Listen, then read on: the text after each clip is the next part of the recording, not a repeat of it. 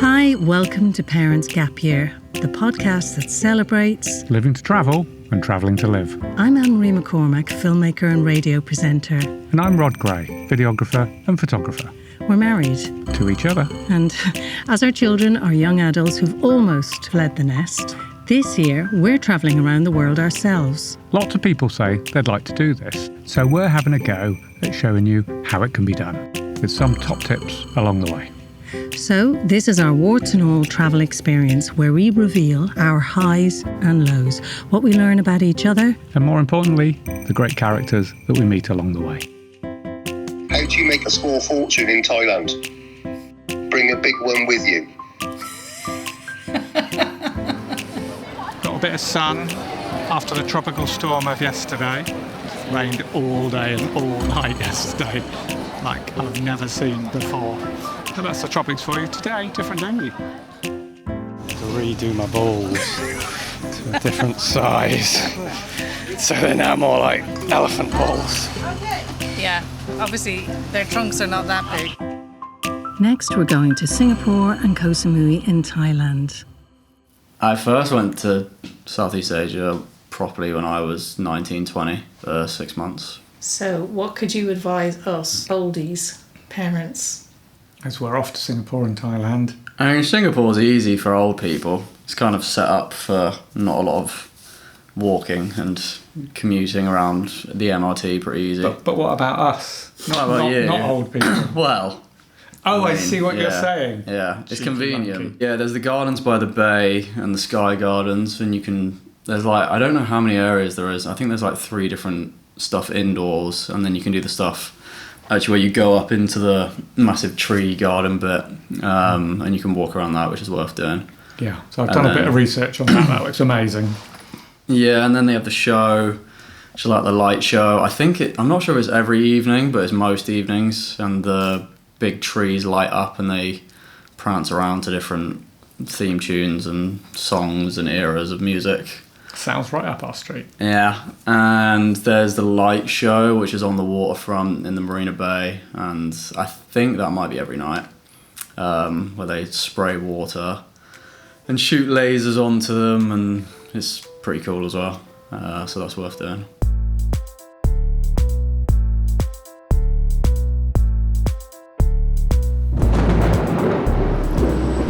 So this is the sound of Singapore. We've just arrived, sitting on the balcony. We've just had a 13-hour flight. There's some really dark black clouds above us, but it's amazing to be sitting on a balcony in this warmth at the end of November. And in the airport, we just went to see the Jewel with a fantastic fountain in the middle. And we've got lightning above us right now. Any minute, I'm sure we're going to have thunder again.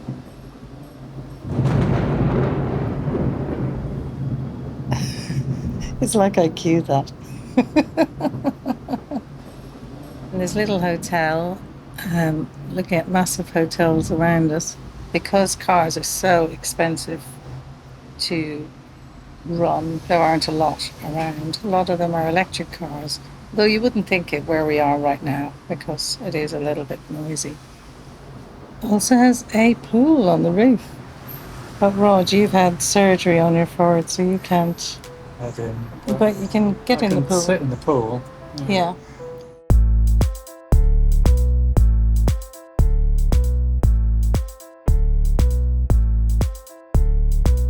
Oh yeah, it's December the 1st and it's 30 odd degrees here. Got a bit of sun after the tropical storm of yesterday. It rained all day and all night yesterday, like I've never seen before. But that's the tropics for you today, different day. But we've been here all afternoon, haven't we? Yeah. And into the evening. Yeah, I mean, to try and describe it, they're 2 huge glass domes, I suppose, yeah. One's got cloud forest in it, water vapour being sort of sprayed around, and you climb up into the sort of canopy of it all. That was amazing. Yeah, it had a bit of an Avatar theme going on in amongst it. And then the other, and loads of orchids as well. And then the other one's full of succulent flowers and palm trees and different plants from all different parts of the world, really.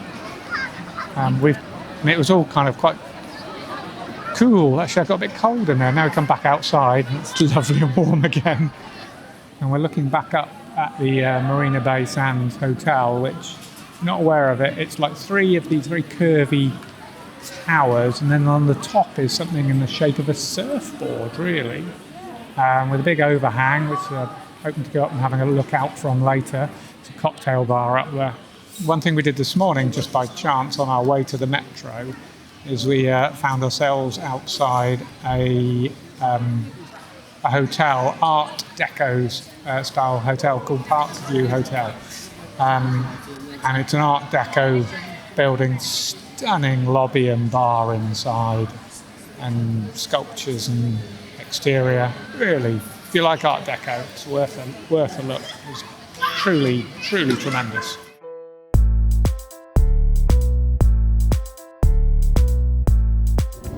So what were you saying? We're going to Pucket, Pangjang, not bucket. This is gang the last bang. train home.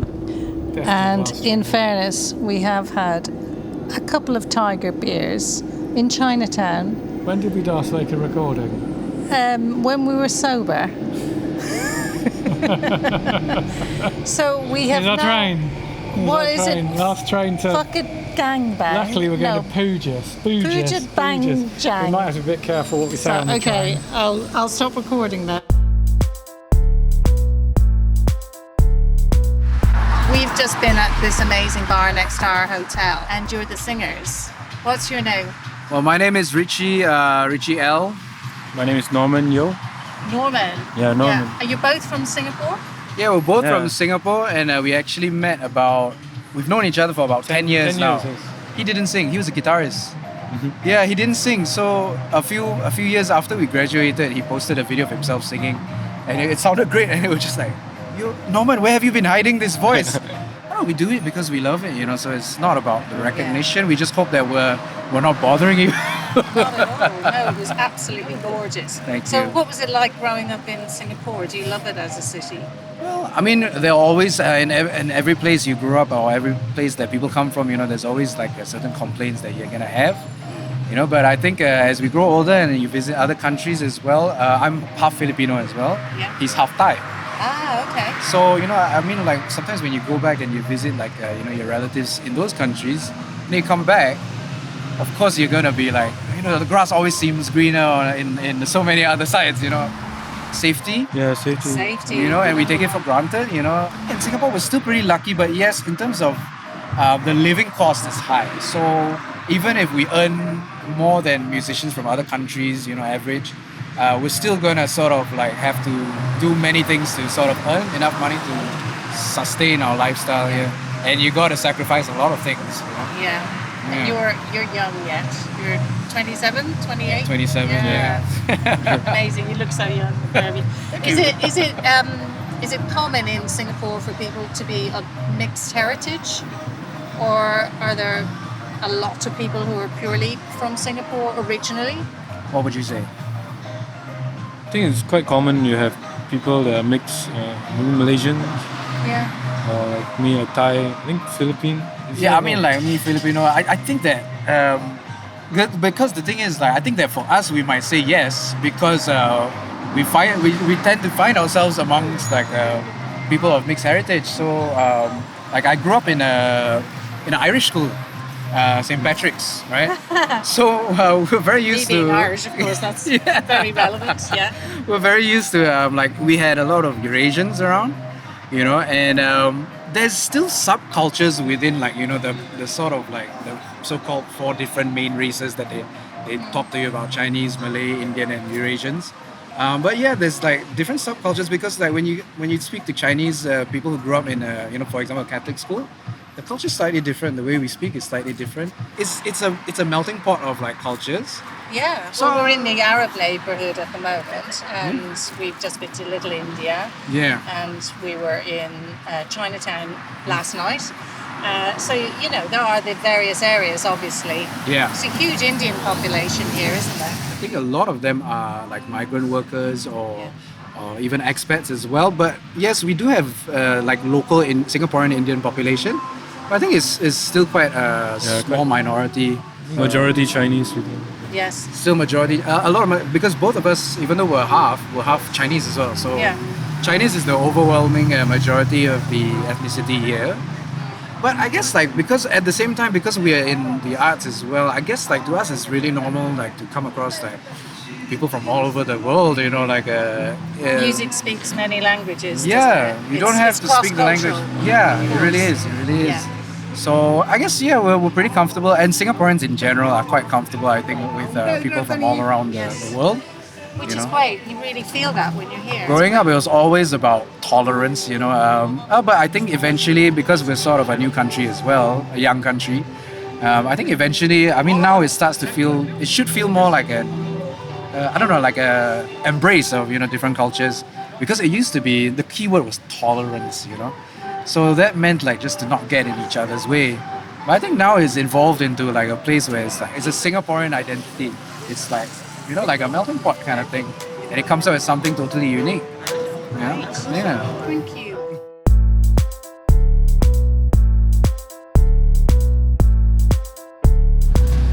The shopping mall next to the Marina Bay Sands Hotel is the most ostentatious, hugest. Huge. We got properly lost in it, trying to get out of it. To try and get to see the sort of lighting up of the marina, which happens twice a night, and all the tourists go to, which obviously we've taken some thoroughly lost going many through photos of.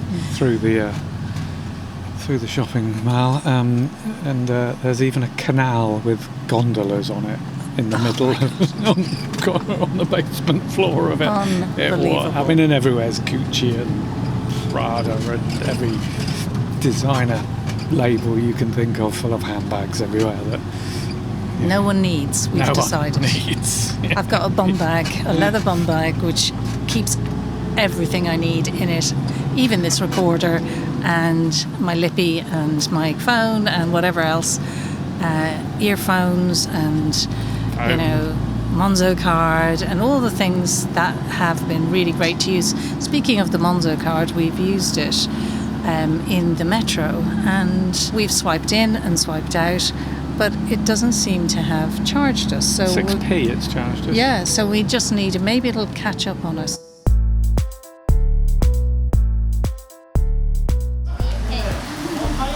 Right, it's our last day in Singapore, and we are really lunching out in high quality at the moment.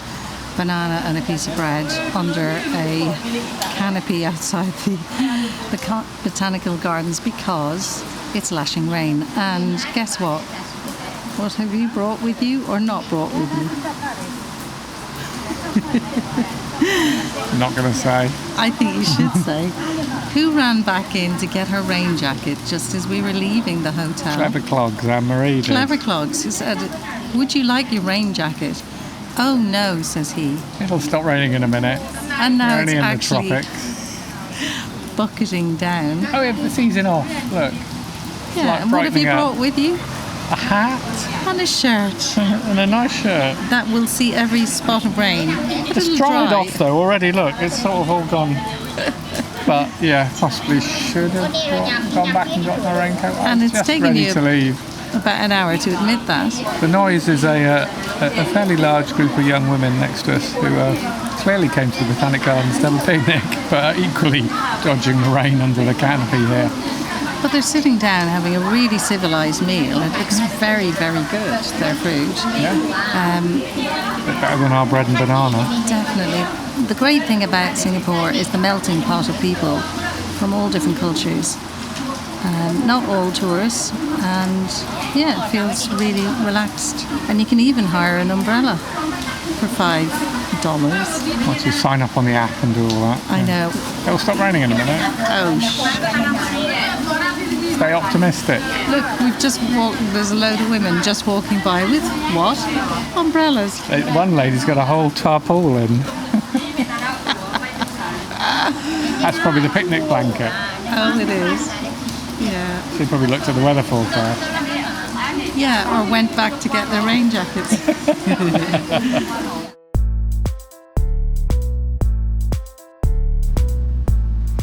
So, we've since had a plane Yeah, out of Singapore. out of Singapore. So now we've literally just arrived and to Koh Samui. Feel great. I love the vibe of it already because it's all very ramshackle. And we were just talking about... And easy and friendly, even the immigration people were lovely. Yes, and now we're getting a minibus to our resort, which is basically... Am I right in thinking it's a hut on a beach? No, it's a bit more than a hut. Oh, it's not a hut. Okay. No, I think you could probably call it a bungalow or a villa even. Woohoo! But we'll see. We'll see.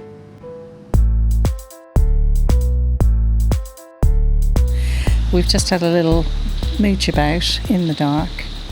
It's 11 o'clock at night and it's like a little enclave of studio apartments, you could say, with really good space and lots of wildlife around us and beautiful trees.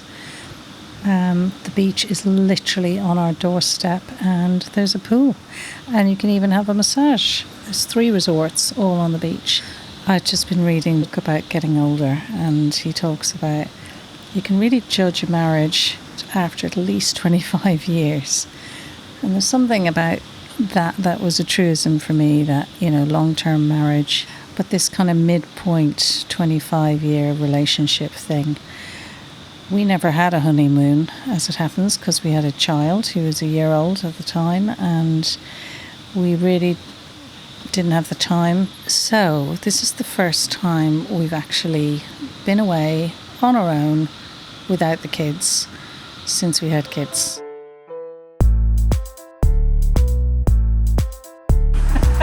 I'm Susan Moore. I'm from Vancouver, Canada. Wayne Moore. We both though live in Kelowna, British Columbia right now. You came up to us and went, oh, we were looking at the food stall, and you actually started talking to us. We can't help it. Because you were just very friendly. We departed from Vancouver on a cruise ship and we left on September 15th. And by the 30th of September, we were already in Tokyo. We did see Japan. We're probably going to Phuket after this. We're coming up to 2 weeks in Koh Samui. What do you think of it? Oh, we liked it. Where we were staying before here was very quiet spot, beautiful spot. You know what? The only thing is we haven't enjoyed the beaches because it hasn't been beach weather. I know, it's been stormy since we arrived, so that's a shame. And the water is all kind of browny up. right now. It's kind of brown. Which is a shame. Crystal clear anymore. Yeah. Like you say, the rain's been following us around like a big shadow. Arriving in Bangkok was our start to Thailand. Our intentions are to go to Singapore by the 22nd of December and have Christmas and New Year's on a ship. Good thinking. So what prompted your trip entirely? Was it like you've months away? Is this retirement or is this just what you guys We've been retired almost 10 years. Yeah. Have you? You Yeah. don't look it. Oh, thank you. Camera wouldn't know. Thank you. On account of 4 or 5 years ago, we were inspired by friends of Wayne's to take on a life here, and the interest level was high. However, we did our 5 months, 6 months for a couple of years now already in Mexico, and prior to COVID. And since then, how do we get ourselves to Thailand and do that bucket list trip of a lifetime and try to manage? And the flights, the length and the cost turned us off. So we did it via cruise. In Canada, we have a saying that it's a long winter and work is for the birds, and even the birds head south for the winter. We're with you. So Yeah. all our friends back home, we just set up a WhatsApp group the other day. Oh, good. And there's quite a lot of people on there, and they were sending us pictures of the rain and the cold. No, we have rain here. Yeah, we but sent it's some really tropical warm. rain back. It's warm. Warm rain. It's And forgivable. Most of the hotels don't leak, so Yeah, we are totally into just cheating the winter this year because we've taken a sabbatical from our jobs. So we're not retired yet. I see. Yeah. But Almost like a student. They take sabbaticals exactly. too. That's Yeah. why this is the parents' gap year Yeah, because we're oh. doing what our kids have done already. There you go. And we're very jealous of. But actually, most people say to us, "Oh my goodness, I'd love to do that," but you know, how many people get to do it? That's the bottom line. I had a cleaning company and Wayne worked in retail sales and he doesn't miss it every day. The fact he doesn't have to wear a tie ever again in his life. Downsize your house and your responsibility. yeah, that's what we did. Make We sure sold your our big children are house. independently on their own and no tie. The minute we hear we have grandchildren, I think we're going to limit our travel. We don't know. They say that happens. Yeah, so you Hasn't find a happened. sweet spot in life when you got an opportunity I to think do it's it. now. Yeah, Yeah. go for Do it. it, yeah. Yeah, I And plus, suppose. when you're healthy, right? When you're Yeah. healthy, because you never know when God is going to strike you down with something real ugly. Well, that's true. I mean, I've had a health condition a couple of years ago. Luckily, it's all fine. Yes. But we got everything checked out I've had a before couple we of left. things, We yeah. had a few things. But and unfortunately, my dad passed away while I was away on our first leg of the trip. Oh, sorry to hear that. Yeah. So that was a real massive shock. Yeah. So you're right. There are sweet spots when you do this. And, Yeah, do it when you can. yeah. So you never regret traveling. No? Well, there's days that it's tiring out of the suitcase, and we didn't stay a month anywhere. We were on the move a lot. So a week minimum is the rest, you know? We're similar. We're kind of banking on mostly a week, 5 days. In fact, the next week that we go traveling, we'll have a couple of nights here, there. For about a week, isn't that right? We're doing several little smaller trips. But we're meeting friends from That's Bristol, fun. so we'll... Oh yeah, man, we'll be that's a with good them. idea. And they've done quite a lot of Thailand and other regions, so that'll be a little bit of a help guide for us. Oh, for sure, for Yeah. sure. You So know, that in makes Krabi, we enjoyed Onang. That was Yeah. pretty fun. Yeah. And we like Koh Lanta. That's maybe our favorite. Did you say that Yeah. already? That was my Our favorite, son has definitely. mentioned Koh Koh Lanta. Lanta as a The place. peacefulness. Yes. We hope you guys have a wonderful vacation down here and get to do all the things on your bucket list.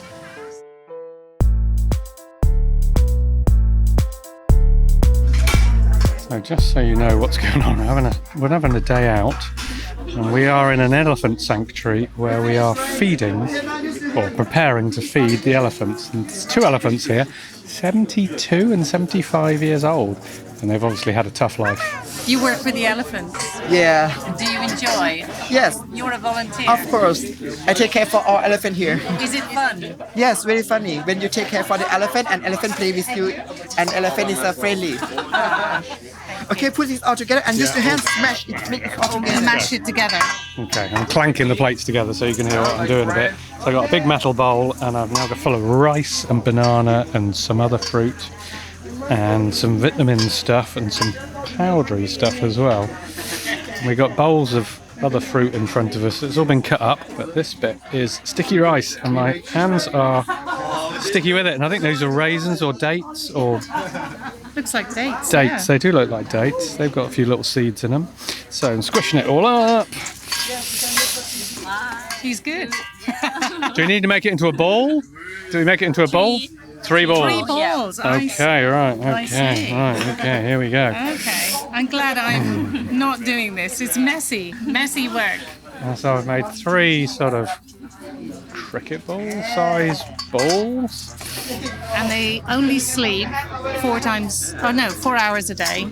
And the rest is eating. And pooing, apparently. Right, I've made 3. Is he good? They're big. Are they too big? Yes. 3, oh, okay, okay. now, okay, I've got now Right. half my ball size. Okay, now they got to be tennis ball size. Okay, right, I have to rework it. Are they too? They're still too big, Rod. Your balls are too big. Okay, I have to redo my balls to a different size. So they're now more like elephant balls. Yeah. Obviously, their trunks are not that big. Here we go. Feeding the elephant, literally, as we speak. She likes the melons. Look at her face. She likes watermelon. Just throw in the turnip on the floor, wouldn't it? She likes watermelon, but she doesn't like the yellow one. Was that what it was? A turnip? Yeah. You didn't like the turnip? Was it turnip? No, it was a different form of melon. Okay, I'm going to put that here. There's my last bit of melon.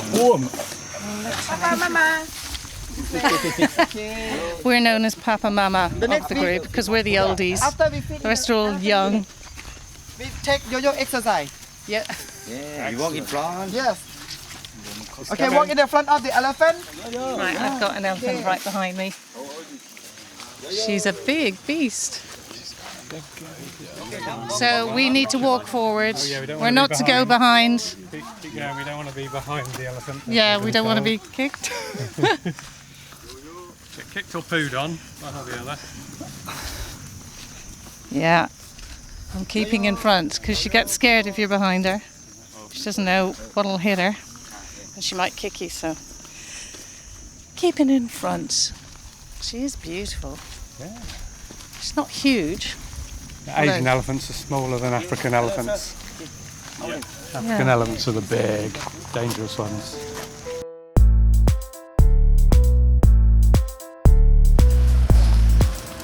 Wow, this is the rockiest road.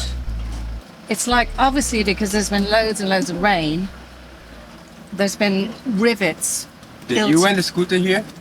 Not a chance. No? No way. You scared? Too scared. Because they don't check if you even have a license, do they? So you came off your motorbike. Tell us about that. 1 week ago, I think, we slipped away with a scooter, me and my friend, and yeah. Now we are kind of injured, but it's not that bad. It happened on Koh Samui. We went to hospital to clean the rounds. Now it's better. But it was because of the weather. It was very rainy on this day. And then it was a parking space with sand, and then we slipped away.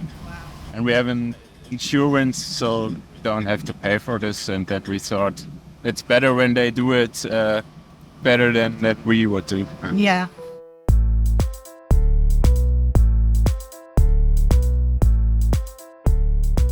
So I met you at Koh Samui, and you're maintaining one of the resorts there very well, I might add, and a beautiful resort it is.